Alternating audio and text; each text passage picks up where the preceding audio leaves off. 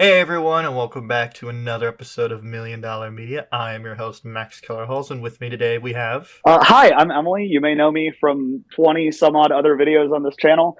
I'm one of Max's co hosts, and I'm excited to be here. And Adrian, who have been on a number of videos for this year. Excited to be here, especially what we're talking about. And yes, the subject of today is the best and worst movies of 2024. Woo!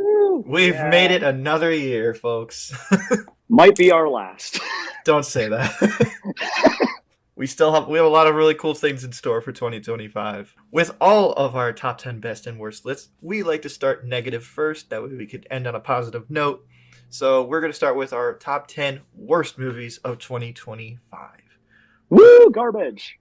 All right, at number 10, we have Civil War, A24's biggest movie that they have ever produced. It's made by Alex Garland, the same guy who did Ex Machina and Annihilation and a bunch of other things. And I hate this film. I mean, maybe hate's a strong word. I think this is the biggest waste of a really cool concept I have ever seen. I believe at the time, Emily, you just were in the review with me. You didn't see it. Have you seen it since we recorded this? No. Okay. Honestly, your review did not sell me on going to see it. That's at least I did my job. It's just a weird movie in that, like, oh, we want to tell this big modern day American Civil War through the point of view of photojournalists. But instead of focusing on, like, hey, the political ideologies between what a civil war in today's culture would be like, we're just focusing on how tough it is to be a photojournalist in war zones. And I'm like, okay, I'd rather see just a story about the photojournalists in the real world, but for this, what is intentionally supposed to be more like a sci-fi, more gritty, real concept brought to screen, I'd want to see more of that. And I feel like this film just didn't have the balls to actually do that. You know what I mean? Yeah, based on what you said, it sounded like this movie really just pussyfooted around engaging with its concept and mostly just wanted to tell a story about photojournalists. Yeah, that's pretty much it.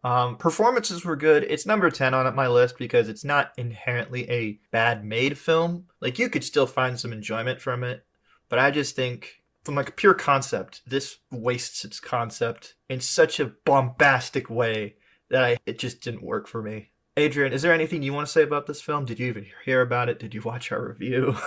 Nope, I know nothing. I only remember what you told me, I think like right after you recorded it. hmm So I don't have anything on this.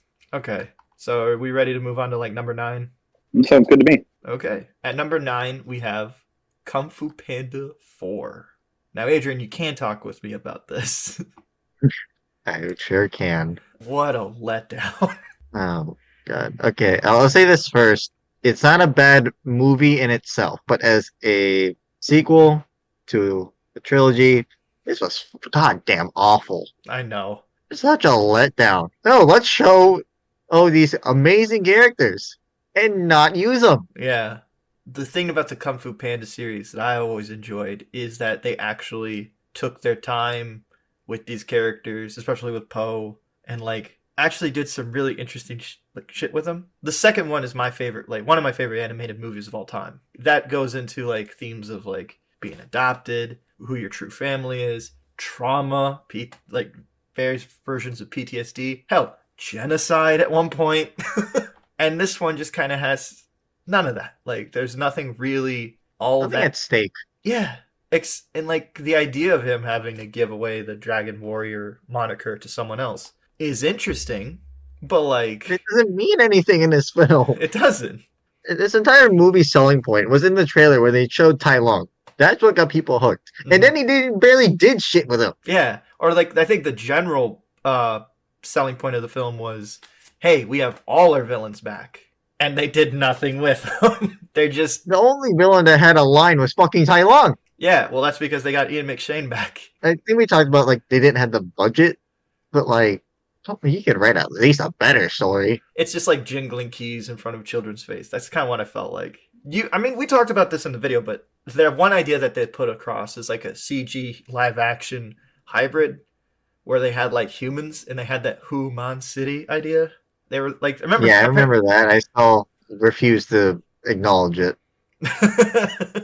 At least it would have been something like, hey, we're just gonna go for it. Yeah, maybe if I watched Sonic 3 before this, then yeah, maybe I'd agree with you. But True. at the time, absolutely not. Emily, is there anything you want to say about this? Have you ever seen a Kung Fu Panda film? Do you care about this? I saw the first few as kids. I watched the trailer for this, and I didn't watch it. That's my relationship to this film. It didn't look that interesting to me, so I didn't see it. I am very busy. I only have time to watch so many movies, so I really try to make sure the movies I go see are the good ones. All right, Adrian, you want to move on to the next one? Yeah. All right. At number 8, we have Ghostbusters: Frozen Empire. Just be done with this franchise, please. I like Ghostbusters Afterlife, but this one is trying so bad to be like the originals, and it's clinging on to these poor old cast members, literally like Walking Dead, kind of dried husks of people. Except for Ernie Hudson, he still looks great for like 80. But man, like this is just like, remember this, remember that, remember this, remember that. I'm like, yes, I remember the first movie. Can you tell your own fucking story? I was wondering what was up with this because I normally like Jason Reitman. I was kind of interested in Ghostbusters Afterlife because I like him, but it seems like this movie, which was also ostensibly written by Jason Reitman, it was co-written with Gil Kenan, who also directed it. So I have to imagine that he had a more significant role in it. Yeah. And the most notable things that he's done prior to this were Monster House and the live-action City of Ember movie. Oh. And the Poltergeist remake. Oh. So, oh, that explains so much. I mean, was it cool to see Slimer? Yeah, but he's not needed. Slimer is only in this movie to give Finn Wolfhard something to do. And Finn Wolfhard's only in this movie to put Slimer in the movie. So it just feels just wasted. And on top of all this, you have quite possibly the weirdest will they won't they relationship between a human and a ghost I have ever seen in a film. That's at least honoring the Ghostbusters legacy of doing weird ghost-human relationship stuff. Yeah, but like, in this context, is like, okay, does Phoebe like this girl ghost? But it just kind of feels like they're too afraid to commit to not only a gay relationship in a movie, I guess a necrophilic, if it's a ghost. I was going to say, are we breaching necrophilia less than like 15 minutes into this recording? Yes, we are. Jesus Christ. Only on $1 Million Media. Uh-huh. But still, it's just this weird relationship in the film that also leads into this weird, like, possibly suicide allegory that I didn't really appreciate. It was just weird, that whole part of the film that just felt half-assed in the worst possible way. Yeah, that's definitely weird. Mm-hmm. I might be reading a little bit too much into like the suicide allegory, but when it's literally your main character, and she is the main character, it's not Paul Rudd. She's the main character, having to literally sacrifice herself and turn herself into a ghost just to be with someone. I start to raise an eyebrow. Yeah. That's a little. I don't know about that. Yeah, they made so many really funny comedians unfunny in this, like Camille Nanjiani, Patton Oswalt, like so many people. They're just like wasted in this film. Just kill this franchise off. Yeah, and let Jason Reitman work with Diablo Cody again? Question mark. Instead of doing all this other crap that he's doing. Hey, he made Saturday Night, which apparently was good, but I haven't seen it. So. I did not see it. It was getting Oscar buzz for like a second, and then people remembered that there were other movies, and then it lost all of its hype. Yeah, that happens a lot with his films. All right, we're going to move on to number 7, which is Megalopolis. I know. All right, Max. I know. Display your Emersonian mind. Shut up, Adrian. I already know you didn't see this piece of shit. Of course not. I didn't even know it existed. Yeah, no one did. This movie came and went. I am the only person who saw this because when I went to the theater, I was alone. I looked to the side, looked to the right, nothing. So I was like, all right, well, here we go. Let's see what this is. This movie is literally your racist, pervy grandpa got to make a movie. It's batshit insane. The performances are fucking weird. I learned that they didn't have a good working script, so the director just said, improv. And we'll just fix it in post. And you could really tell. Ever the sign of a great movie is when they're like, yeah, we don't have a script. Just fucking make shit up. I don't know. Keep in mind, He's been working on this project for almost 30 years. He's been wanting to make this for 30 years. And the idea of him just being like, I don't know what I'm doing. Yeah. Being someone's like baby passion project often does not make for a great film, but it usually makes for an interesting kind of car crash. And that's kind of the vibe that I got from Megalopolis, was that it's a little bit like watching a train derail. Kind of interesting and visually fascinating to look at, but not like the kind of thing you seek out. No, it's really fun to watch out of his fucking mind John Voight in a Robin Hood costume shoot and kill Aubrey Plaza with a mini bow and arrow. Like, that is a scene in this film. What the fuck? And after he says, look, check out this magnificent boner I have. Yeah, that's this film. Just a lot of weird, like, is he trying to say something here? But also a lot of his references to what he's trying to say are very dated to, like, the early 2000s. Like, they have a Britney Spears kind of character in this film, but they're all, it's like pervy old men trying to auction off her virginity and stuff like that. And just like, oh, she's this virginal pop star. And it's just like, wait a minute, are we really doing this in 2024? That's absurd. It is. Adrian, have I sold you on this film? No. Good. Moving on. If I want to turn it into a drinking game, then yeah. Yeah. Drink until the movie's good would be the drinking game that I would play with this movie. Oh, yeah. All right. I would also like to point out that in addition to this movie being not good, again, I haven't seen it, but just based on what I know, Francis Ford Coppola was also like an Omega creep on set. So like, and people on Twitter at the time were like, guys, you know, he may have his issues, but you got to respect the creative process of a genius. Like, it's going to come out being the best movie ever made, and then this was the end product. Yeah. And I hope those people saw it, and I hope that they experienced the crushing disappointment of the expectations that they leveled for excusing him being such a creep on the set of this movie. The scenes in question, too, are also really funny, only in that they are there for, like, a couple minutes and barely get any screen time. So for the idea of, like, I was touching them to help them get in the mood of being sexually provocative and all that shit, for, like, barely a second of screen time. So I'm just like, shut up, old man. Just gotta get, like, a squirt bottle and just, like, a cat, just be like, no. Bad, Coppola. Bad. Jesus Christ. Fucking hell. Yeah, and this is Ford Coppola. This is the guy who made The Godfather. At least we know he couldn't make The Godfather again. True. All right, let's move on. At number 6, we have Kraven the Hunter. Do I have to say it? I hear more jokes out of you and Jan than about the actual movie. Yeah, okay. This film is so much fun to make fun of post-watching it. This is a Mad Libs movie. You get your basic revenge plot, and you just swap the names out with Spider-Man characters. Here it is. This is Kraven the Hunter in name only. He is nothing like the comic. His dad acts more like the character from the comic than the actual main character. The acting is bad. They take Ariana DeBose, who is an Oscar-winning actress, and they make her the worst possible actress I have ever seen in a film. Like, she's bad in this, and I feel really bad for her. This is the least intimidating Rhino I have ever seen put to film. The Spider-Man 60s cartoon has a more intimidating Rhino than this film. God. Let that sink in. I took my friend to see this, and we both laughed at it the entire time. I mean, but see, I think that there's something kind of beautiful about that. I always enjoyed going to watch the garbage Sonyverse films purely on the basis that I think it's fun to watch them crash and burn. Like, they're kind of fun catastrophes. As much as it's probably good that these movies are not going to be made anymore because they're bad, I will weep for the era of the truly garbage superhero movie being over. Adrian, is there anything you want to say?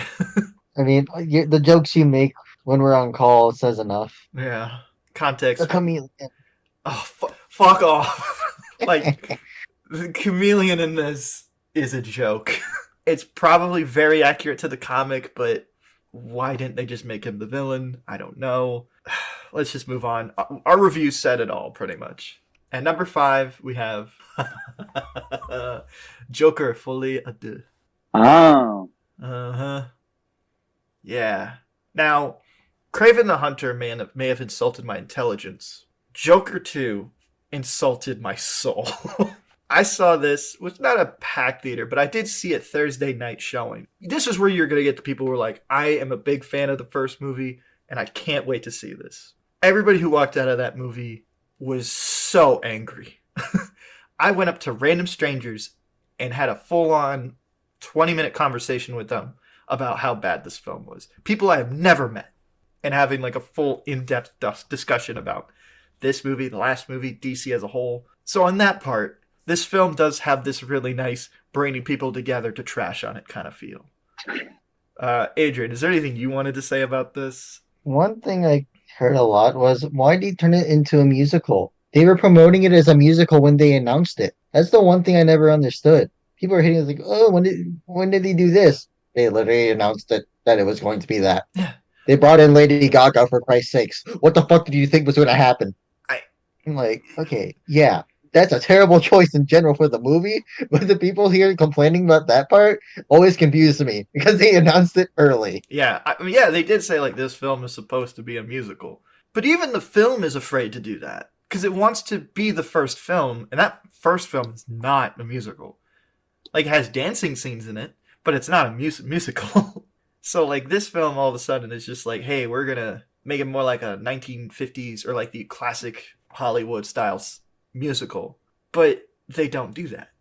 They still want to be this Martin Scorsese light kind of drama. I don't know. Emily, I know you have some stuff to say, even though we did do a full review of it.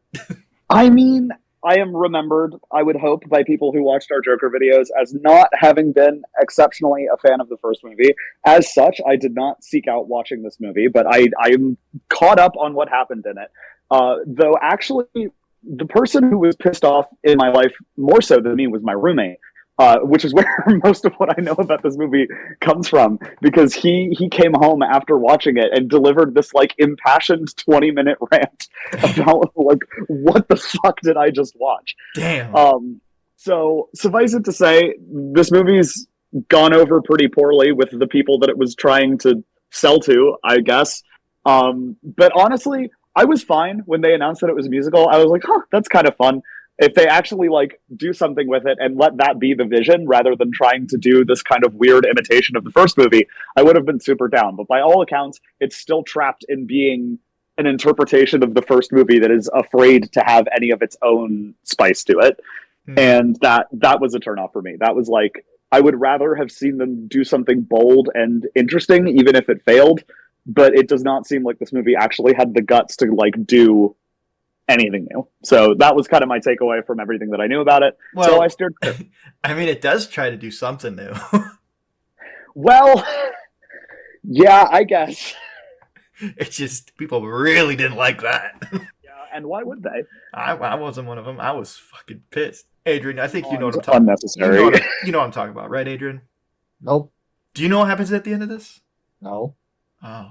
Part of me really wants to spoil. Part of me just wants to be like, you could watch it Who yourself. the fuck cares? No one's gonna see the movie anyway. You weren't? No, I wasn't, and no one else who's watching this video is gonna go out the way and say, "Oh, I'm gonna watch this terrible ass film." All right. Well, Just yeah, to see they killed the Joker at the end.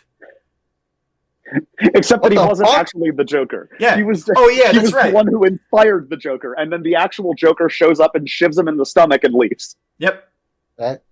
Wow. And the actual Joker that we're talking about here is just some guy.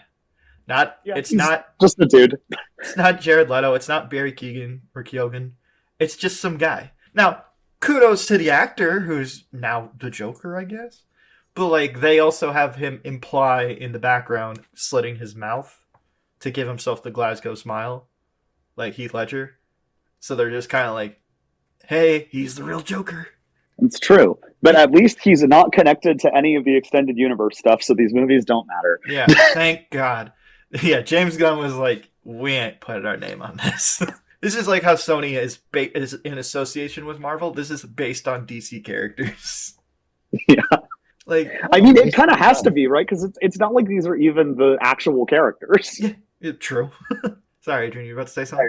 No, I just didn't want to waste the fucking time if that was the entire point. Well, how do you think I feel? Yeah, Max saw the movie. Yeah, but think about all the people who spent their time making the movie. Todd Phillips, I think, really wanted something to say about, like, hey, I don't like the fandom that I have made. of these people using this guy as their, de facto Christ-like figure. I mean, hell, Adrian, you know about that guy who just yells racial slurs on YouTube and the Joker makeup, like that kind of fan. Sounds like a good guy to me. Jesus. Fuck no. In all seriousness, like he wanted to go against that kind of fan and make this movie basically saying like, yeah, you know that guy that who you think is like be a revolutionary and yada yada yada. Yeah, he's kind of a pussy. I kind of want this film to be buried here. Like we never bring it up again. I'm fine with that.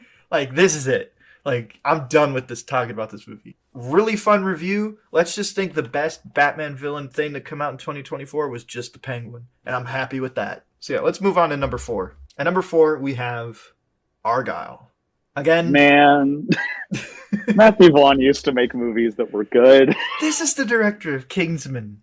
There was a time, man. Yeah, Kingsman, X-Men First Class, Kick-Ass, Stardust. Like, he's a really good director. I don't know what the fuck he was doing with this. Here's how bad this movie is. I think we can just leave it off on this. I recorded by myself a full review of this. I had all my things laid out. I said everything I wanted to. And I cared so little about this film that I was just like, I got so many other better things to do right now in April. Fuck this film. Alejandro, if you are listening, I'm sorry that we went to go see this. This was horrible. Like, just a Technicolor nightmare of a film. Just a lame spy movie, and a movie that tries to connect itself to Kingsman in the weirdest way possible. Does it really? I didn't hear about that. Okay, well, yeah. At the end, this random kid goes into the Kingsman bar, and he's being inducted, and he's getting a gun. It's the gun from, like, the movies with, like, it's like a Walter PPK with, like, a shotgun cartridge at the bottom, and they say, "What's your name, son?" He's like, some Agent Argyle. And it's apparently meaning that this fictional character that was fictional in the actual movie that we just watched is in canon to the Kingsman world. So does that mean what's real here then? Is the Kingsman movies real? Are they canon to the fictional universe that was established in this film? Samuel Jackson's in this film, and he was the main bad guy in the first film, and Sophia Boutella in this film, who was in the first Kingsman. So it just doesn't make any sense. It's just a way to be like, hey, watch more of these bad spy movies. And the movie ends. You know what? At least we're not getting any more Kingsman movies after the Hitler Thanos tease that they did at the end of the prequel one. Yeah, Jesus, yeah. And What do you mean? You're on dangerous ice, my friend. So what? I already made the Joker jokes already. I know, but like. Someone's got to be unhinged in this. Okay. Someone's got to have fun with this. He puts on the Joker makeup. Jesus fucking Christ.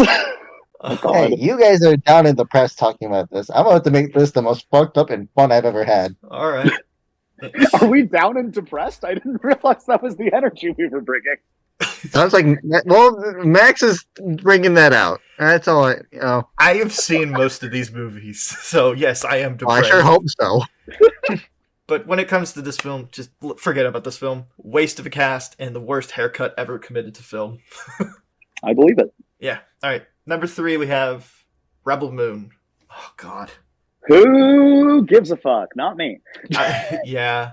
I was on Zack Snyder's side for a long time because I felt really bad for what happened to his daughter. And then he kind of got pushed away from Justice League and yada, yada, yada. I was like, I kind of want to see his vision. We got that. Cool. But ever since he moved to Netflix, they have been some of the worst pieces of shit spectacle films I have ever seen. How can you make a concept of Army of the Dead the most boring 2 hours of my entire life? Then he goes in and says, I want to do a Star Wars thing, but Star Wars won't let me do it, so I'm just going to do my own thing. I'm like, finally, okay, someone's going to do a new sci-fi IP that's going to be for films. Can't wait to see what he does.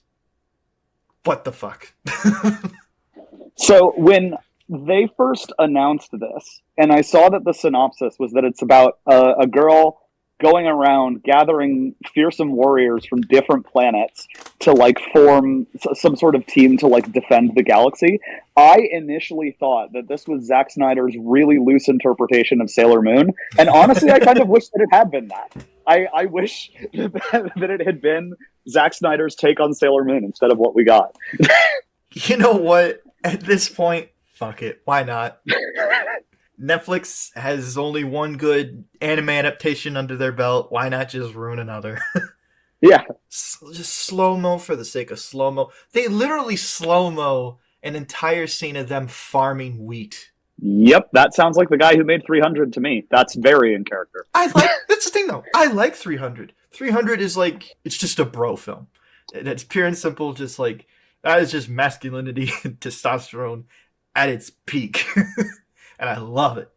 But this film is just fucking some of the weirdest choices for filmmaking and just overall just sci-fi decisions. There's a scene where they're sitting around a table and they literally go from each person, explain your backstory. In exposition, explain your backstory. And it's all the same fucking thing! The mother world took my family from me. What about you? The mother world took my home and my soldiers from me. What about you? I cut off my arms. Because the mother world took my daughter away. I thought it was going to be the mother world took my arms. Honestly, I would have respected that more. It's just like, fuck off already. And this is a 30-minute scene. You tell me that entire scene of introductions was 1/4 of the film? I was going to say. Yes. And keep in mind, this is technically, I consider Rebel Moon in general at this number 3, but this is technically Rebel Moon Part 2. So when you say 1/4, no, Adrian. 1/8 of the full story. Damn, I thought One Piece had bad pacing. Waste me a 30 minutes of my life. God. I want that time back when I watched One Piece. Oh my lord. Yeah, Jesus. And then don't even get me started with the whole dumbass idea of like, oh, this film also has a rated R cut. Motherfucker, it's on Netflix. You don't need to have that. It's also crazy. I think Snyder realized that he could like cash in on R-rated cuts of his movies with Justice League, but like that wasn't why people cared about that. No, yeah. So I'm like, why would I want to sit through 5 hours of the same fucking story I didn't care about the first time just to see people say fuck and get fucked? If they had been like, we're going to include new scenes where the characters get graphically killed, I would have been there for that. You know what? Like, sure. To be fair, I haven't heard about how this R-rated cut is, so for all I know, it could be the best fucking thing out there, but I ain't seeing it. I don't give a shit. And apparently this was like Netflix's big deal. Like they went all in on this. They were like, we're going to have like spin-offs, video games, fucking TV shows made about this. And I'm like, tell me one thing that makes this universe unique and different. They have lightsabers from Star Wars and the Space Marines from Warhammer. AKA things that are already better that I could go watch them. Like, honestly, there's an episode of Secret Level on Amazon right now that's about the Space Marines and Warhammer. That 17-minute short with not many dialogue is better than this 4-hour fucking monstrosity. Ugh. Fuck Rebel Moon. Next film, number 2. Fuck! At number 2, we have The Crow. Alright, I take back my words of depression into pure anger. I want to go out and replace those words right now. Jesus fucking Christ. This is another movie. I got the max anger about this, but I did not watch this. I like how it's the max anger now. Just maximum rage. Maximum can we use that now? Can we do that now? Can that be a thing now? We can make it a thing. Yay. This goes out to you, Angie. Fuck this film. I really love and respect the original story by James O'Barr. I love the Brandon Lee version. I could give or take any of those direct-to-DVD nonsense of sequels. Who knows, they might be better or worse than this. But for this film, to just completely break away from what makes that story so meaningful and impactful was the biggest FU I've ever seen in a film. Especially when a character like the Crow is meant to be a goth, depressed icon.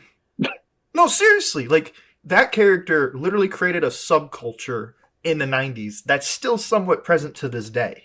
Like, that's how important this character is to so many people and why this character is so unique. I mean, yes, it is a fridging story, but considering what the writer of the original story went through, I kind of give it a pass because it's meant to be like this releasing all that anger and frustration of what happened in the real world out on on the page and kind of through the movie as well. Whereas this film kind of be like, well, what if Shelley just lived at the end? Yeah, I also think just remaking work that's that personal is always a super weird thing to try and like do in a way that's respectful and not gross. Yeah, I understand why they wanted to remake it because it is a story that is timeless and you could do a lot of new and interesting things with it. Does this film do that? It's new things, but they're not interesting because I really don't give a shit about this version of Eric and Shelley. And it's not really Eric Draven. It's just some other guy named Eric. Because they were like, should we name these characters off that? Do we want to connect it to the original? It's not like we can have Brandon Lee just kind of show up on this. This is just its own story with a crow paint job on it. And it's not even that black because this is the least goth thing I've ever seen that's trying to be goth. He looks like a SoundCloud rapper. You know what I mean? I do. It took me a moment to click what you were saying, but now I get it. Yeah, I'm just like, fuck this film, man. Just like, I'm less angry about this. I'm just more depressed now because I'm just like, there's so much you could do with this story. And this is the last time I ever... And this is the same guy who directed Ghost in the Shell, that live-action ScarJo movie. So I didn't have that much hope to begin with. I never want to see this guy direct another fucking thing in my life. All right, next one. I mean, is there anything you guys want to say before we move on? No, not really. I don't have strong feelings. I didn't see it. I'm on a hot streak of not having seen any of these movies. Oh, well, you know what? Number 1, Madam Web. Eat that, motherfucker. Woo! I did see this movie. Finally, a movie we all watch. Let's go. I just haven't seen number 1. I hate this film. Adrian, you want to tell the story about the call that you heard when I got out? Oh my goodness. The first day I heard about it from you was one of the best days I've ever seen you talk about a movie. Good or bad, this was my favorite. Because your rant was fucking hilarious. You were legitimately screaming about how bad this movie was. I was on the phone. You wanted to record right then and there just to keep the emotions flaring. Yeah, unfortunately, the audio didn't turn out good, so I had to record a separate review. But regardless, it was some of the funniest shit I've ever seen you do. Mm-hmm. Like, I got out of this feeling with that feeling of like, I just got lost $5 worth of ticket money because I saw it on $5 Tuesday. So it's really not that big of a deal. But still, $5 is now. The time was worse. The time was worse. I've never felt like a bigger, like, here, eat our shit film in my life. Like, this thing, this makes me want to be sexist. Is this a bad time to say that I absolutely love this movie? This film makes me want to be sexist. All right, Emily, speak. So I watched this movie in 2 sittings on a Netflix account that was not my own. So I paid 0 money and took a long break in the middle of watching this movie to go and get food. Let me tell you, this is the most fun that I have had watching a completely dog-ass movie. As much as I had a ball watching this, I will not claim that it did not earn this number 1 spot. If I were making a best and worst of the year list that was just my opinions, this would be number 1 on both lists. It is an absolute monstrosity. There is no conceivable way that a human being made this. And yet, it has all of the markings of it. It's brilliant because it's not bad in the like overly sanitized, corporatized, focus grouped way. It's bad in the who the fuck ever thought any of these ideas were good kind of way. Every single plot beat is just like a magnificent obelisk to some dumb shit that someone came up with. And it's genius. This is the kind of bad movie that only comes along once every few years. And I think it deserves to be celebrated. It earned its spot on this list without question to me. But I had so much fucking fun watching this. So I can't be too mad. Fair. This also continues our streak of having a Spider-Man related film on our number 1 list for 4 years in a row. Oh my God. That's crazy. Yeah. Well, to you, Max, you spent $5. I want to say I spent the most money to see this movie because I saw this on a plane to New York. I wasted my fucking time to just say, I'm gonna watch this dog shit movie just to pass the time. My god, the amount of times I paused and looked down to reflect on my own life choices was absolutely atrocious. The only redeeming quality I could say about this film is whenever I took a look at Sydney Sweeney. Hey man, That was it. right there with you. That was it. The amount of plot holes, wasted potential, and dog ass antagonist could my God. really just kill me right then and there. I wanted my plane to crash into the Twin Towers on my way to New York. Okay. I wanted to end it all right there. This movie was dog shit. And the fact that I saw the exact place where they filmed the final scene you did? made it even worse. Best scene in cinema history. Her in the opening sequence when she gets her powers hallucinating the giant neon pea, only for it to fall down and crush that guy at the very end. Peak cinema. Again. Exactly. That's the thing that caught my attention. It was like, oh, it's not the harbor or whatever. No, it was a giant fucking Pepsi sign. And then I started to look around and regain my thoughts. Like, that's the exact same shit. And then, not to mention, the final scene, she goes like, oh, I see. Bitch, you're blind in a wheelchair. Yeah, she has the fucking. Isn't it like a Segway that she rolls around? Yeah, like fucking Master Splinter. No, she's in a wheelchair. She's in a wheelchair. I don't care what she was in. She anything, but to say, "Oh, I see," while literally being blind. Also, like what are you, Master Oogway? Fuck out of here. Yeah, I'll just say this: I've never so confused as to how she became paraplegic. I don't know. She just did. It's incredible. Put Dakota Johnson in every bad movie ever made. Remake all the Twilight films with Dakota Johnson not giving a shit as Bella, please. That's all I ask. The turnaround from all these actors having to be like, yeah, I'm really glad to be in a Marvel project, especially like a Spider-Man related thing. To yeah, I don't know why I did that. I mean, like Sydney Sweeney immediately was just like, I just did this to get anyone but you made. Yeah. I think she also cared about that character at least a little bit. Oh yeah, she's the one who was just like, yeah, I wanted to make sure that we got it right. Oh, you mean oh my god. You mean the spider suits that we only see for like not even 2 minutes on screen? AKA, yes, what you see in the trailer is what you get. Like that's it. Like you don't want to like do anything interesting with this? Like it's peak. I loved it so much. I wish I could have been on the review. I wish I could have seen it at that time. But the fact that I had a chance to think about it beforehand and do this later is a lot better, in my opinion. I'm disappointed in you both. I went to see this, made a review of it, and y'all still saw it. I forgot. I watched a better movie before this, kind of ruined my day. And then I watched Madam Web. It can get worse. I'm going to New York, for Christ's sake. It's only going to go up from here. That was my entire thought process going into this. All right. Well, that's our top 10 worst movies of 2024 list. Just some honorable mentions. All right, if you want to do some honorable mentions before we move on to our top 10 list. This one caught my eye. I'm surprised I didn't think about this sooner, but now I do. Red 1. Oh yeah, I couldn't get through more than the first 15 minutes of that movie. I sat down and tried to watch it as a joke because I was like, wouldn't it be funny if I watched Red 1? And it's just so fucking boring. I have no opinion on Red 1. Never seen it. Never will. And then I think another one we talked about, Max, that would be an honorable mention was Borderlands. I took that off the list because I haven't seen it. I don't think anybody else here has seen it. But the films that we have on the list, at least I have seen, and majority of the members on the channel have seen. So I was like, I can remove Borderlands. And also, like, I kind of want to forget about Borderlands. I like that franchise that I didn't even go see the movie. There's nothing redeeming, apparently. I'm happy with the list we have. Like, yeah. The only one on this list that if anybody has like a problem with is Civil War. Like, if you love that film, cool. I hated it.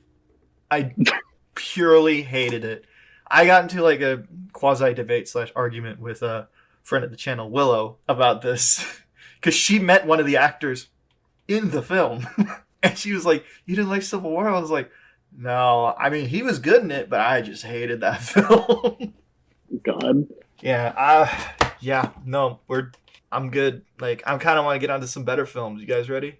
Yeah, good movies. Yes. Let's go. All right, let me just... we just talk about Madam Web. No, please no. Again, if I was in charge, Madam Web would top both of the lists. I stand by it. Before we get into our top 10 best, we're going to do a couple of honorable mentions. Emily, you want to start it off? Yes, it's Nosferatu. I went and saw that recently. I love that film, but I'm also biased because I love every film that Robert Eggers has ever made. So I am not a reliable source on this, but I did really love it. I think it was fantastic. It was excellently made, and Willem Dafoe should be in every movie, just all of them. No, there has never been a movie that has been made worse by the presence of Willem Dafoe. So that's that. My honorable mentions are Anora. Really like the film. I only just had a problem with main relationship. Didn't really work for me that much. I did end up really enjoying the film overall in the later half, and I think that Mikey Madison gives one of the best performances I have seen this year. And it's not for, yes, it's stripper. I know, but genuinely a really good performance for a very particular type of person. Yeah, she was excellent in that film. I will strongly agree. I think she has a real shot at Best Lead Actress at the Oscars this year. I did. And then the second film I have as an honorable mention is The Substance. Fucking awesome movie. I love a modern day body horror film, and I feel like this is the best kind of body horror film, and one that I should have been done years earlier, but like now is better than any time to have a film like this. But again, I also think Demi Moore gives a great performance. Margaret Qualley gives a really good performance as Sue, and one of the best endings to a film I have seen this year. Yeah. Very hit or miss ending, but I really liked it as well. Yeah, that's all I gotta say about those two films. Adrian, is there any honorable mentions you want to say before we move on? Two personal bias ones, completely my thoughts. First one is Sonic 3. A lot of personal bias. Also recency bias. Yep. I absolutely love it as a Sonic fan. My other one, a little sneak in, is Ultraman Rising. I went into it. No, I absolutely love that film. I knew I had came in with no knowledge of Ultraman at all, except like, Japanese Power Ranger, kind of. But that movie was just great in general. I absolutely loved it. Highly recommend it. But yeah. Oh, yeah, I completely forgot about Ultraman Rising. And me too. I had to make sure it was 2024. Yeah.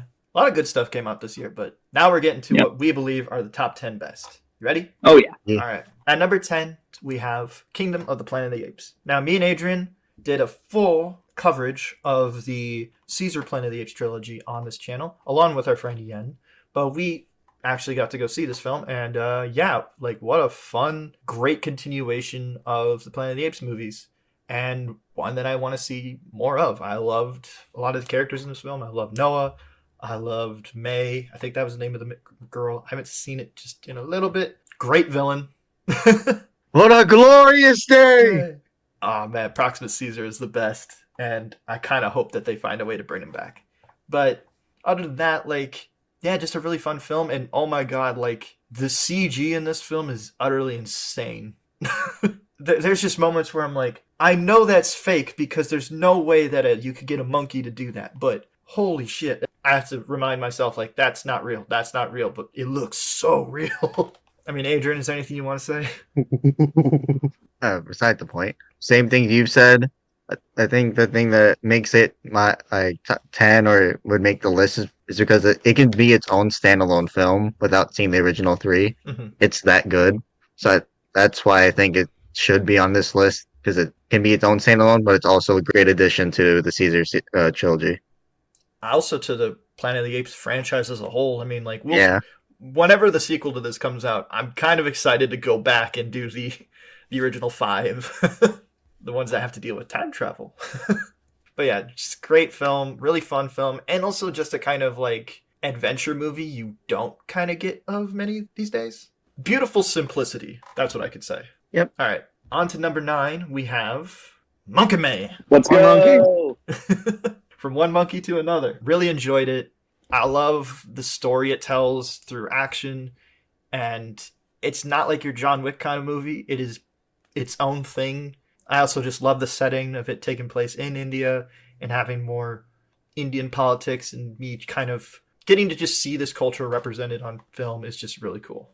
Also, gotta give a highlight for being a freshman film. The action is exceptionally well done. Mm-hmm. It's super violent. I mean, if there was movie that made me cringe the most of the year, this would probably take it on the basis of one particular kill in the movie. Yeah. Where I was just like, Jesus fucking Christ. But even beyond that, the action has the capacity to be, sort of exhilarating. It can be funny at times. There's a bit where he's fighting a guy with an axe, and the guy with the axe just like hits a random bystander, and the way that it's played off is really funny. It's like Yeah. almost slapstick comedy. This movie is going for a lot, and it nails pretty much everything that it wants to do, which is rare for a freshman film. So I was extremely impressed. Yeah, also just I want to see Dev Patel do more movies like this. Oh yeah. And I'm kind of glad that he didn't go for like that tongue-in-cheek action kind of film that a lot of movies are doing this day. Like, I'm kind of glad this isn't like Nobody, which I really like Nobody, but I like that this took itself more serious, kind of like your, as I said in our review, like your South Korean action film kind of style. Yeah. I think another thing I want to point out that you also liked, because you were the one who hosted this review. True. I really like that you got to see a lot of badass trans women. Oh, that's true. Yes, trans women will turn you into Batman. The most important takeaway from cinema of the year. Yeah, it was pretty cool. I did not expect that going into the film. The next thing you know, like a bunch of these women are just coming in and kicking ass. And I'm like, hey, why not? Yeah, not the only movie to feature surprise trans people as part of its plot this year. It's been surprisingly common and kind of wonderful. I'm glad it's at number 9. I really enjoyed the film, but we're gonna move on. At number 8, we have Transformers 1. Yeah, talk about a film that I had no hope for. Yeah. Like, this came out of nowhere. I'd say over 50% expected this to be bad. The trailer was awful. Bad faith from the franchise as a whole. I think a lot of people were not the biggest fans of Chris Hemsworth as Optimus Prime. And that's one of them, too.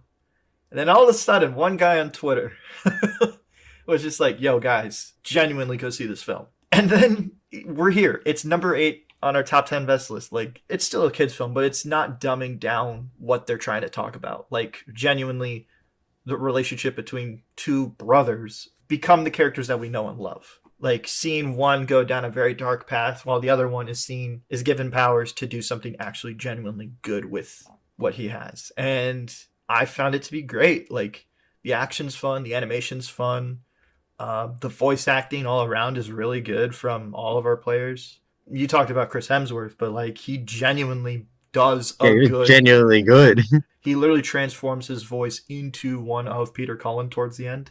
Like he does his own thing, and throughout the film, as he becomes a leader, he starts to sound more and more like the original Optimus Prime. But not in like a way that takes you out, but in a way of like, oh, now I see the character I love. But I kind of want to let Adrian talk about Megatron here because, yeah. He was the highlight of this entire film. Yeah. In my eyes, watching this multiple times, he could be arguably the main character if we wanted. Oh, yeah. It's like seeing his overall evolution of a character, you want to see more. It's like, oh no, we want him to be good. No, bitch, fuck no. He's going to become a villain and we're going to like it. Yeah. Because this is an origin story. So guess what? It's not going to fucking change. Mm-hmm. And he is amazing. Mm-hmm. The voice acting carries.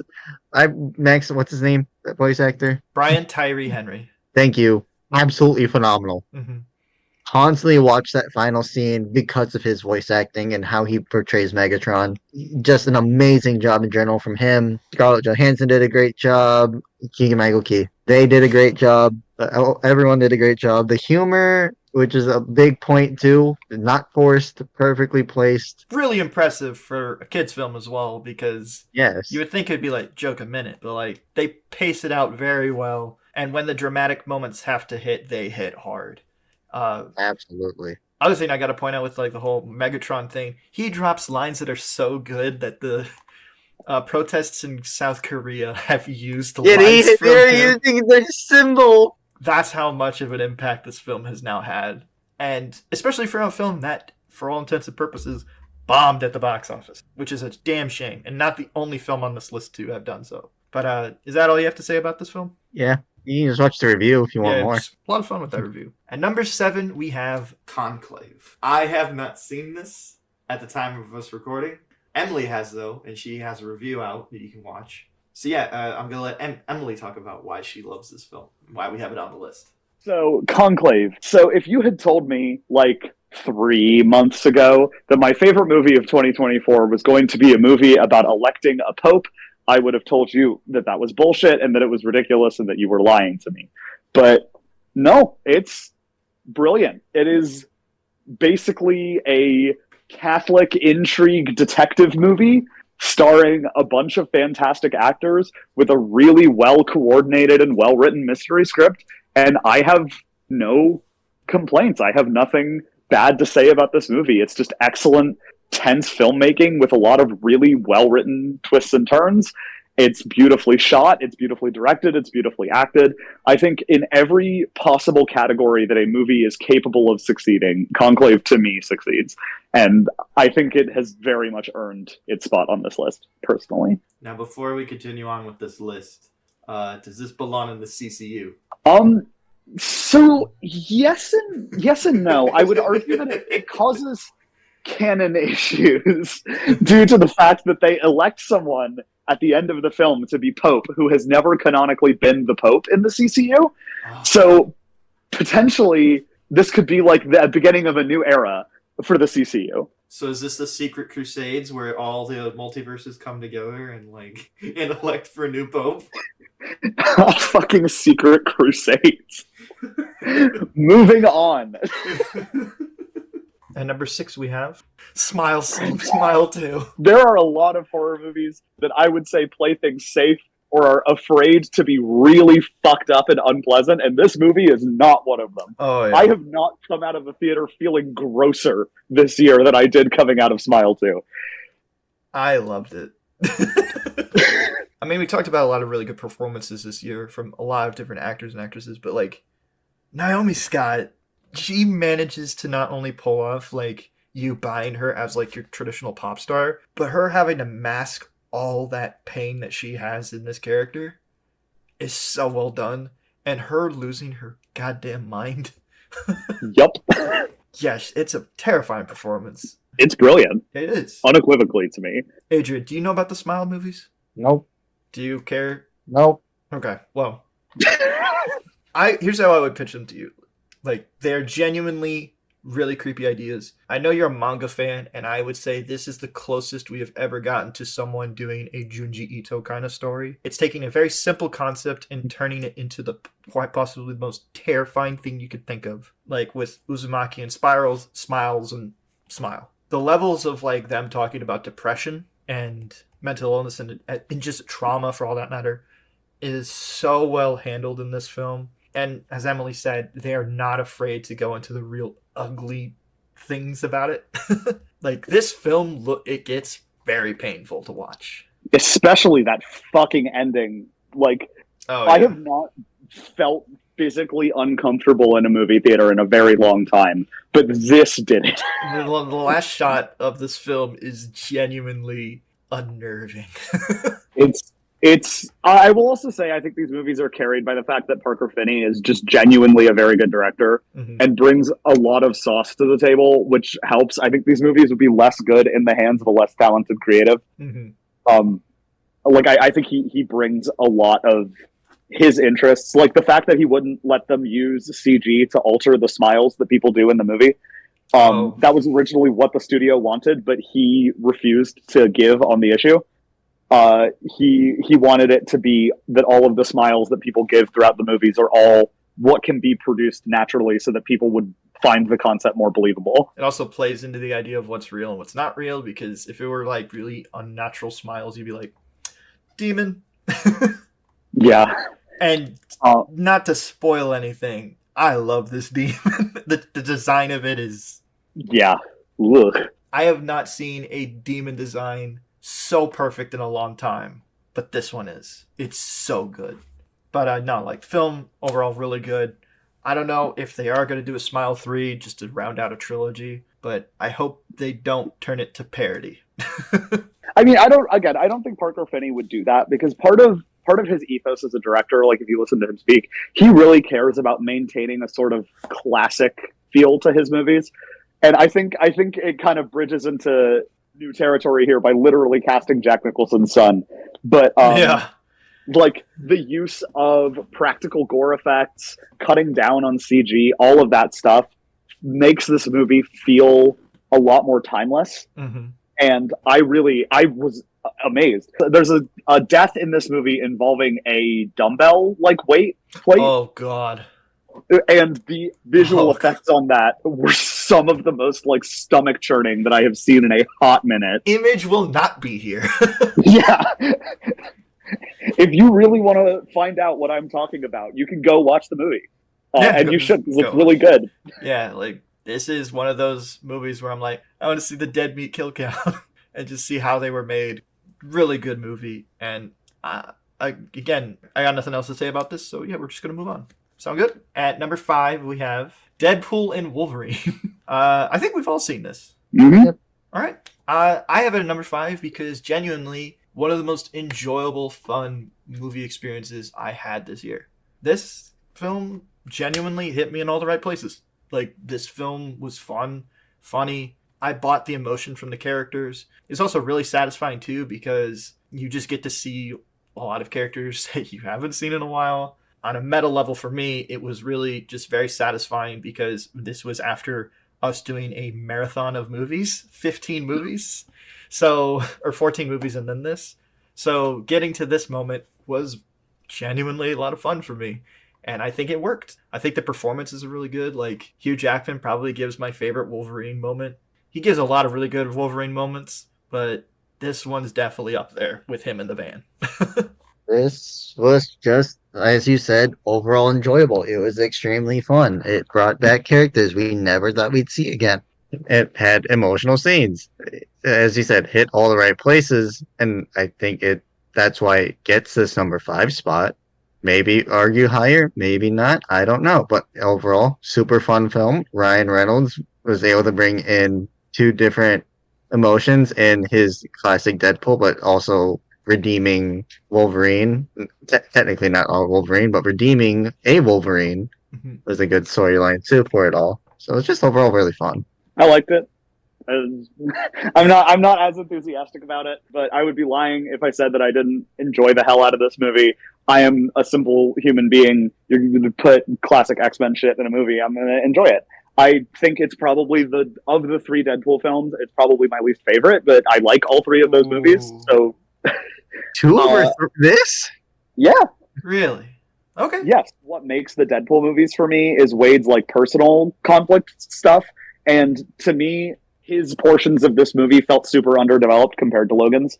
And that's fine. That normal appeal of Deadpool movies was not fully there for me in this particular film, but it was still good. I'm not claiming that it was a bad movie by any means. I still enjoyed it, but I'm not like head over heels for it or anything like that. I could see where you're coming from with like Deadpool specifically. His plot wasn't the strongest of the 3, but I think it kind of all comes together towards the end of the film. I'm not a big fan of where they took the Vanessa character in this film. That's the thing. It feels like so much of Deadpool stuff is like Mad Libs almost. Yeah. Of like Deadpool has interpersonal conflict that causes personal crisis. Mm-hmm. He has to resolve it by proving himself to be a hero. It felt a little paint by numbers. But it's made up for by the fact that I really liked the way that they handled Wolverine stuff, and that carried me through. I think if it had just been that sort of bare bones Deadpool plot, I think I would have had a lot more issues with it. Also, Matthew McFadden is great. Matthew McFadden should be in everything. He's up there with Willem Dafoe in terms of people who have never made anything worse. Gambit's in the film. The fact that like that's even a thing is insane to me. And the fact that like I went to a Halloween party dressed up as Gambit and everybody there knew who I was. I gotta thank this film for. And that's a character that never made it to screens. That's not true. He's in X-Men Origins Wolverine. Not that version. Well, you gotta be specific. All right, well. Oh, God. Watch the review here if you want, yada, yada, yada. I've seen this film multiple times just because they're very fun, and I just want to see where they take these characters next. Doomsday, Secret Wars, maybe, but who knows? That's neither here or there. Let's move on to number 4. And at number 4, we have Furiosa, a Mad Max saga. I heard Chris Hemsworth got his nipples ripped off. Oh, yes, he did. Magnificently. Best scene in the movie. Chris Hemsworth on here twice. Yes, he is. He had a great year, in my opinion. Like, really fun year. This is action movie spectacle at its best. It's fun. It's gritty. It's real. It's epic, in which a lot of films these days are not as epic as this. The performances are really good from Chris Hemsworth as Lord Dementus. That is his real name in the film. He's a really good villain, and that explores a lot of themes of like what makes a good leader. Like, are you just a good leader in that you could get shit done, but once the shit is done, can you really handle it? Anya Taylor-Joy is not in the film as much as you would want her to be, but she's an absolute queen. I know it's cringe to say, but she is a queen in this film, and she's just perfect as his character. I'm a real big fan of Mad Max Fury Road. I don't think it gets to that level of epicness, but for a film that wants to tell like an odyssey of this character, girl, like from a little girl to avenging angel, if you will, it does it really well. And yeah, a lot of really fun things they do with just car stunts and all sorts of action like that. It was just not much else to say. It's a really kind of simple movie, and like I just kind of wish that it made more of an impact at the box office, but I totally understand why it didn't, because this is 9 years after Mad Max Fury Road, and all the hype from that film, which also didn't do well at box office, kind of ultimately hurt this film. So yeah, but I'll say this: we got a new cult classic Mad Max film. I ain't mad about that. Fair enough. All right, number 3 we have Wicked. I have not seen this film actually, but I had it number 3 because I heard so many good things from so many people that I was like, has to make number 3. Yeah, I wish Joelle were here. She would have probably more to say about this. Yeah, Wicked's really good. This is actually one of the only movies on either of these lists that I have seen multiple times. When I went to go visit my family, my stepsister wanted to go see it for like the 18 millionth time, so I was like, sure. So I've actually seen this movie twice. It's really good. It probably didn't need to be as long as it was, which is really funny considering it's part 1 of 2, but it still could probably have done with cutting down on some things. Cynthia Erivo and Ariana Grande are fantastic. It gets a lot right from the original text that it's adapting. And, you know, obviously Wicked was a super impactful and popular musical for a reason. It is exactly as good as it was when it first debuted on Broadway. It contains some fun cameos that are really cool to see. Jeff Goldblum is at his Goldblumiest here. Oh, God. Now you have my interest. If you told me that Jeff Goldblum was the Wizard of Oz, just he himself was, I'd be like, yeah, I could see it. I could buy it. That aspect of the movie definitely works. The music is as good as it was in the original musical. You know, it kind of doesn't necessarily get points for that, but Erivo and Grande and Johnny Bailey all bring some good vocal talents to the mix. It's fun if you are interested in seeing some weird, wacky Wizard of Oz related stuff. And don't read the book because it's not nearly as good. Really? Yeah, it's super weird. Greg McGuire, who wrote those books, is like super pervy and puts a lot of really weird, unnecessary sex scenes into those books. Oh. And that's not what I'm feeling for like a Wizard of Oz type beat. Jesus. Yeah, I read that book as like an 11-year-old. How do you think I feel? Oh my. From what I've heard of the film, it does a lot of things right. This is for the theater fans out there. If you want to hear more about it, we will have a review eventually. And number 2, we have The Wild Robot. This film is so beautiful. I cry every time I watch this film. Saw it in theaters, loved it. Seen it multiple times at home, love it. Such a beautiful story about being a parent. Beautiful story about just like relationships in general. Beautiful animation, beautiful voice acting. There's quite literally nothing wrong with this film, in my opinion. 1000% agree. The one thing I was hoping you were going to say, but you stopped yourself, was incredible music. Oh my God. Because the music So helps good. makes these scenes, and also how it builds on community and finding where home is. Animation, absolutely beautiful. The life lessons, impactful. I could not see anything wrong with this movie. This movie hits all age groups, any demographic. This is a movie I think everyone needs to watch. Yeah, it's so good. The migration scene, in my opinion, is the scene of 2024. I remember seeing the first trailer for this. And I was like, where the fuck could you take this? This trailer did not tell me. And then I watched the movie after hearing constant reviews like, oh, this is an amazing movie. It's beautiful. Yada, yada, yada. I'm like, okay, I'll give this a shot. I don't regret my choice. No, I don't either. Like, first 15 minutes are kind of I was a little hesitant, but like once it finds its footing till the very end, beautiful. It also has Matt Berry in it, and if you know who that is, nothing Matt Berry is in is bad. Matt Berry makes everything good. Emily, do you know about this film? Have you seen it? So I did not see it because I watched the trailer and I was like, huh, that'll probably be good, but probably not for me. But your guys' talking about it has made me want to go see it, so I will probably watch that at some point. Trust me, it is. You will not be disappointed. Not at all. Yeah, I fully believe it. We've already did a I mean, this would be my number one, but I got outvoted. Yeah, but it's only at number 2 because I feel like a lot of things this story does tell, I have seen in other things. So it's not completely original, but that doesn't mean that it's bad. I just think that the number 1 film that we have on this list, Dune Part 2. Yeah.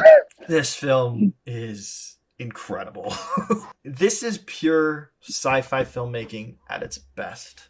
It's based off classic source material that still has political themes that are still going on to this day. Yep. Great actors to play these characters. Great director, great cinematographer in Greg Fraser, who really brings this epic sci-fi scope to the film. And probably my favorite movie-going experiences of this year, because I took my friend and friend of the channel, Yen, to go see the film, and he knew nothing about Dune. Hadn't seen the first film, never picked up the book, never saw the original 80s film. He knew nothing about Dune except for sand. And he came out of this film the biggest Dune fan I know now. He was like, I'm going to look up the source material. I'm going to watch the first movie. He loves this film. And one of the things that really stuck out this year for me was just getting able to like actually talk with people about some really cool epic sci-fi filmmaking. Dune fans now are genuinely film-going fans. What about you, Emily? You have anything to say about Dune? That's fucking awesome. It's just as good as it could have possibly been. When you look at adaptations as a sort of a medium, I always like to gauge them by how effectively they accomplish their goal of telling the best version of this story, or telling the version of this story that fits the medium the best. And I genuinely can't think of a way that they could have adapted Dune to a film better than what Villeneuve and his crew did for this movie. Yeah. It is fantastic on every level. I have zero complaints. It's brilliant. Timothée Chalamet, so good. Zendaya, good. They made Chani way more of a character than she was in the book, which is very nice. Very nice. And it's also the first time, going back to what you said about adaptations in general, is like, people who love the book are genuinely okay with what they changed. And that never happens. That's true, but also you kind of can't be like a Star Wars fan of like Frank Herbert's original vision is like whatever, like concrete, partially because there's just so much weirdness in the Dune universe at this point. Yeah. Right? Like after the second book, those books go so goddamn off the rails that they kind of weeded out people who are going to get really protective of the original vision of the author by just being like, yeah, this series is weird. It contains weird shit, and we're going to do whatever. And I think it made pre-existing fans of the material much more open to the changes that they made for this film. So I think that helped significantly. But I also appreciate that it doesn't hold your hand in some weird things. Like, there's a woman who talks to her unborn child. Yeah, this is the same guy who gave us the Emperor who turns himself into a worm. Like, Yep. It wouldn't have been Dune without all that stuff.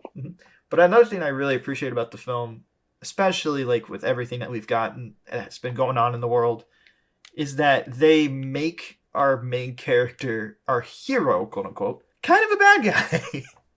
Oh yeah. Like with everything going on, especially like within like world conflicts and stuff, especially like with the whole religious angle with Dune, of like, hey, we are just using these people and manipulating their religion to get what we want. Yeah. Nothing political about that. That was the original book too. That's the crazy part. Is Frank Herbert wrote that shit in the 60s, right? Yeah. Paul was explicitly in the original source material was this same type of guy. Like there's a very funny moment in the book that they couldn't quite adapt one-to-one to the movie because it wouldn't make sense in the structure of a film. But where Paul is having some conversation about Stilgar about something or other, who's played by Javier Bardem in this movie, who's absolutely fantastic. And Stilgar makes some sort of remark of like, "But you are our leader, and I trust you absolutely." And Paul's internal monologue is like, "Damn, I used to think this guy was like a good person, but he just looks up to me like everyone else. He's actually kind of a fucking loser." To be fair, that kind of still plays in the film. Oh yeah, Like they say the words in the book, and it's so goddamn funny. Yeah, I mean, I don't mean to leave Adrian out of this, but like, one, have you seen the film? And two, is there anything that we can do to preach this to you more? Oh, well, one, no, I haven't seen it, and two, I mean to see it because it just dropped on Netflix. But I want to see Dune Part One first, of course. Okay, you know what's interesting? Because I saw this with someone who didn't see part one and they loved it so much, you kind of don't. Yes, but I'm a chronological watcher. That is fair. I'm not. That is. Will you get some context behind things? Hell yeah. But the beauty about this film is that it's its own story. It has its own Act 1, Act 2, Act 3. Whereas the first film does too, and it tells its own arc with Paul. Part 1 Paul and Part 2 Paul are. Well, yeah, but I would argue that there's a critical injunction point between Paul's two, I guess, incarnations in this film. Like, I would argue that he's still part one Paul, so to speak, for a quite some time in this movie. Oh, yeah. Yes. I'm just saying, like, level of enjoyment of the character. Part 1 Paul is like, I mean, he's a good main character, but like Part 2 Paul is like, damn. It's fair. I kind of think it's more fun if you look at it the sort of same way that you look at like the Star Wars prequels of like, because I knew Dune well enough to know from the start where Paul's character was going. And so to me it was fun because it was like watching the seeds of who this guy would become be planted. And I think that makes for a very enjoyable experience. And also the Star Wars comparisons, you're gonna basically be like, oh, so the voice is pretty much like the Jedi mind trick.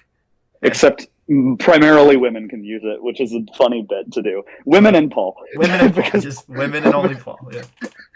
Because Paul was supposed to be born a woman, which is the funniest Dune plot point. Yeah, and then his mom was just like, nah. Yeah. Dune Part 2 was just one of those movies that made me just happy to be someone who is in this space and doing this. Because it was just like, I can finally talk really nerdy movie shit with people. And they won't be like, oh, that's just lame. They'll be like, that was fucking awesome. Yeah. It's true. All right. But yeah, that's our top 10 list, best and worst list of 2024. Do you guys have anything to say before we wrap this video up? 2024 was the year that they released a movie about Bob Dylan. And in comparison to other years that contained zero movies about Bob Dylan, I will say that it was Bob Dylan-ier than average. This is also my way of compensating for the fact that I forgot to shout out the Bob Dylan movie in the honorable mention section. It is good, but it's only good if you like Bob Dylan. If you don't give a fuck about Bob Dylan, you will not enjoy the movie. Well, I don't really care about Bob Dylan. Is there anything else you guys say about 2024? Still bitchless. Insert Price is Right losing sound effect. More editing. Yeah. No. What I'll say about 2024 is that this was the best year for the channel. By far. We had the most videos released. We got to do marathons, talk about classic movies. We got to talk about X-Men movies. That was fun. Planet of the Apes was fun. Hell, we started talking about the Alien movies. It's true. How fucking cool is that? We will make a companion video to this in what we have in store for 2025. So yeah, I hope you guys enjoyed all that we had in store for 2024, and I can't wait to show you what we have going forward in 2025. It's going to be so much fun. My name is Max Kellerhalls. With me today I had... It's me, Emily. You may know me from other videos on this channel, which I think are in a playlist. So you can go check out the Featuring Emily playlist for all of the cool videos that I'm in, and some bad ones, but you have to watch all of them to figure out which ones those are. I'm not telling you. All of our videos are good except for the bad movies that we talk about. And Adrian, I also have a playlist of videos I am in. You can judge it whether they're good or bad. I don't really give a shit what you think. But yeah, I will be here for the 2025, so deal with it, bitch. Yeah, suffice it to say, Max is also letting me come back. My attitude At this point, I don't even know. Both of you should. Hey, you don't have a choice. Who else are you gonna get on your show, huh? That's true. You need us. All right, like, subscribe, and share so you can get these guys back on the channel. Have a great 2025, and hope you have a good day. Bye. Water wet? No. Yes, maybe.